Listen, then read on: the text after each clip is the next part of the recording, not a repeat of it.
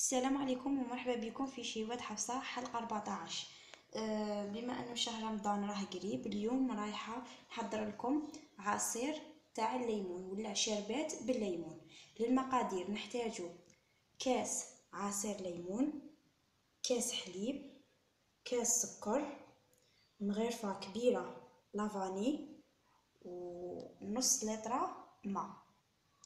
الحاجة الاولى اللي نديرو كاس تاع الليم ومعاه كاس تاع الحليب ومعاه كاس تاع السكر،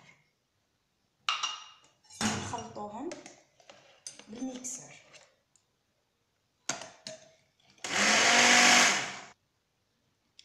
بعد ما خلطناهم مليح دروك رايحه نزيد هذا الخليط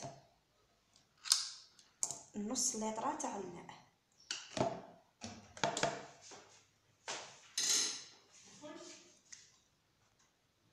كما قلت لكم دروك رايحه نضيف هذا الخليط نص لتر تاع الماء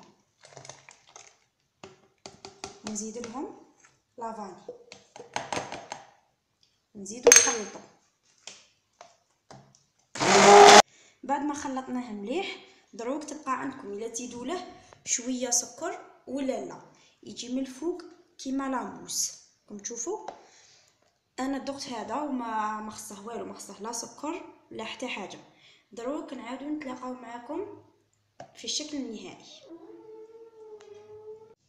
ها هو العصير تاعنا بعد ما خليناه برد، خلوه حوالي 3 ساعات باش يبرد غايه، وديروه في كؤوس التقديم. إذا عجبتكم لا روسيت ابونيفو سور ما شين، والسلام عليكم.